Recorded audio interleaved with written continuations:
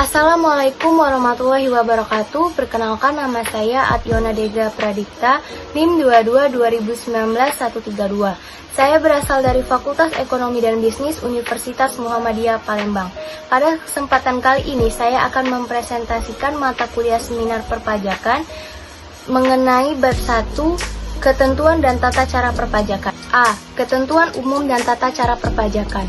UU KUP adalah singkatan undang-undang atau UU Ketentuan Umum Perpajakan atau KUP, yaitu UU nomor 6 tahun 1983, yang telah diubah beberapa kali terakhir dengan UU nomor 16 tahun 2009. UU KUP merupakan hukum formal perpajakan. UU ini mengatur bagaimana hukum material perpajakan dijalankan dalam masyarakat. UU KUP terdiri dari 11 bab dan 50 pasal. Rincian ke-11 bab UU KUP tersebut adalah sebagai berikut. Bab 1, ketentuan umum. Bab 2, nomor pokok wajib pajak, pengukuhan pengusaha kena pajak, surat pemberitahuan dan tata cara pembayaran pajak. Bab 3, penetapan dan ketetapan pajak. Bab 4, penagihan pajak. Bab 5, keberatan dan banding. Bab 6, pembukuan dan pemeriksaan. Bab 7, ketentuan khusus. Bab 8, ketentuan pidana. Bab 9, penyidikan. Bab 10, ketentuan peralihan. Bab 11, ketentuan penutup. Fungsi pajak. Fungsi pajak di sini ada 4. Yang pertama, fungsi anggaran. Pajak merupakan sumber pemasukan keuangan negara dengan cara mengumpulkan dana atau uang dari wajib pajak ke kas negara untuk membiayai pembangunan nasional atau pengeluaran negara lainnya. Yang kedua, fungsi mengatur.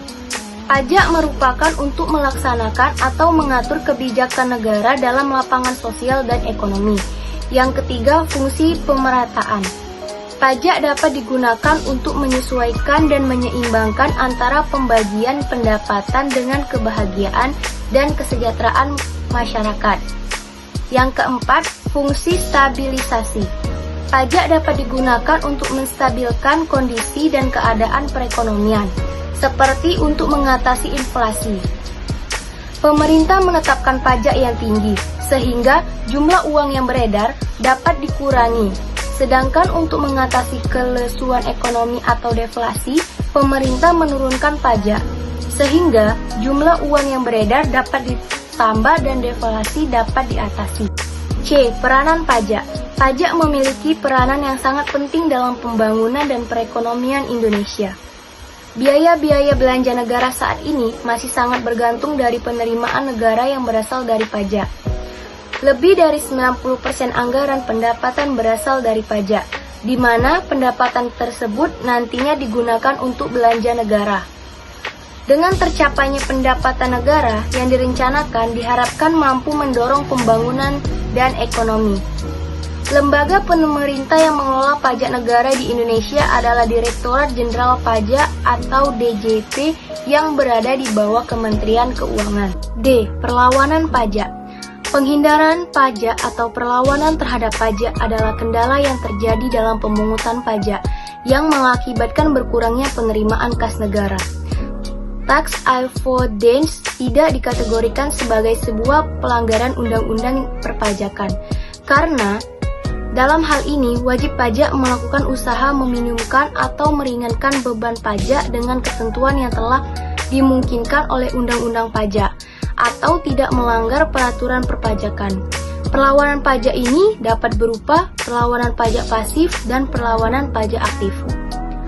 Wajib pajak badan atau pribadi yang melakukan perlawanan pajak dengan memanfaatkan celah-celah di dalam perpajakan yang membuat perbedaan sudut pandang antara fiskus dan wajib pajak.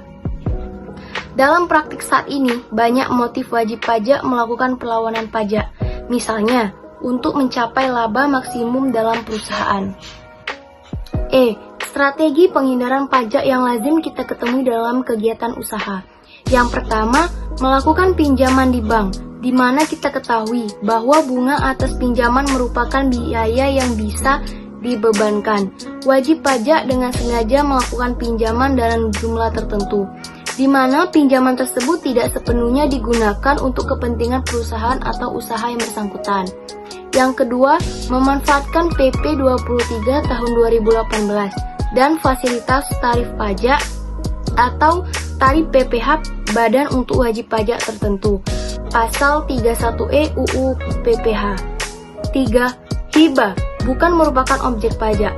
Hibah sering digunakan untuk melakukan penghindaran pajak dari substansi awalnya merupakan objek pajak, kemudian bisa berubah menjadi bukan objek pajak. Dalam ketentuan undang-undang, hibah dalam satu garis keturunan lurus dikecualikan atau bukan objek pajak. Yang keempat, natura dan bonus dalam skema gaji karyawan. Sekian presentasi dari saya, materi ketentuan dan tata cara perpajakan. Saya akhiri dengan wassalamualaikum warahmatullahi wabarakatuh.